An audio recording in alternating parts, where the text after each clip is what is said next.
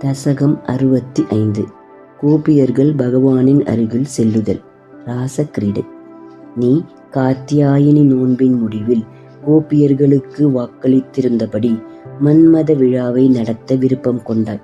அதன் பொருட்டு நீ பூரண சந்திரனின் நிலவால் குளிர்ந்த யமுனை ஆற்றின் கரையில் உள்ள காட்டில் புல்லாங்குழலை ஊதினாய்.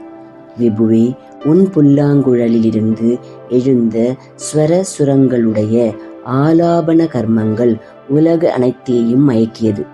அந்த குழலோசை கேட்ட இளம் பெண்களும் இன்னதென்று விளக்க முடியாத இன்ப மயக்கத்தில் தம் வயம் இழந்தார்கள். அழகிய திருமேனியை உடையவனே, தாமரை மலர் போன்ற கண்களை உடைய பெண்களில் சிலர் வீட்டு வேலைகளில் ஈடுபட்டிருந்தார்கள். வேறு சிலர் குழந்தைகளை கொஞ்சிக் கொண்டிருந்தார்கள்.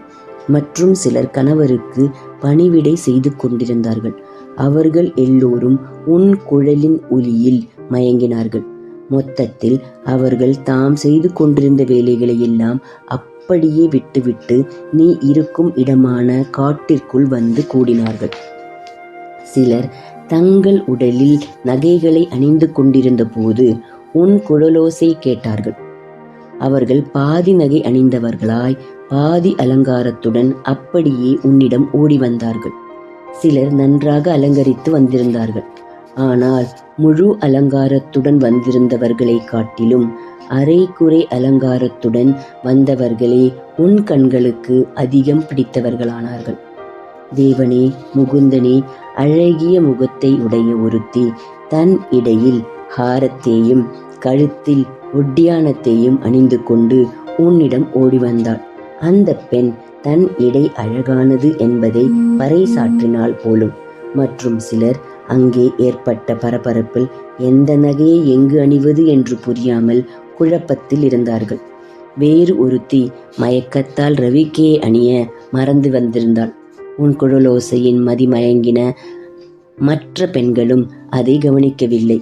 ஒப்பற்ற அன்பாகிய பக்தி சாம்ராஜ்யத்தில் உனக்கு பட்டாபிஷேகம் செய்வதற்காக 2 கலசங்களை ஏந்தி வந்தவளைப் போல் அவள் உன்னிடம் வந்தாள். தேவனே, சில கோபியர்கள் வீட்டினின்றும் வெளியே வர முடியாமல் உன்னையே உள்ளத்தில் உறுதியாக தியானித்து தங்கள் உடலை துறந்து சச்சிதானந்த வடிவனரும் ஒப்பற்றவரும் ஆகிய உன்னில் 2 கலந்து உன்னில் ஐக்கியமடைந்தார்கள். அவர்களே பெரும் பாக்கியசாலி ஆவார்கள். இஃது திண்ணம். கோபியர்கள் உன்னை பரமாத்மாவாக நினைக்காமல் காதலனாக, அதாவது அவர்களின் ஆன்மாவாக நினைத்து தியானித்தார்கள். அவர்களின் பாக்கியம் ஒரு நொடியிலேயே சிறந்த துறவியர் அடையும் நிலையான மோட்சத்தை அடைந்தார்கள். கண்ணெதிரில் விளங்குகின்ற பரமாத்மாவின் வடிவமாகிய உன்னை எவ்வகையிலேனும் மனதில் தியானித்து கொண்டு அழியாத மோட்சத்தை நானும் எளிதில் அடைய வேண்டும். உன்னையே நாடி வந்து அனைத்து திசைகளிலும் உன்னையே சூழ்ந்த கோப கன்னியர்களை கண்டதும் புன்முறுவலால் மலர்ந்த முகமுடையவராகவும் கருணை பெருகும் நோக்குடையவராகவும் எல்லையற்ற எழிற்கடலாகவும் எங்கும் நிறைந்தவருமான குருவாயூரப்பா, நீயே எனது பிணிகளை நீக்கி அருள வேண்டும். ஹரே ராமா ஹரே ராமா, ராம ராமா ஹரே ஹரே, ஹரே கிருஷ்ணா கிருஷ்ண கிருஷ்ணா ஹரே ஹரே, நாராயண நாராயண நாராயண.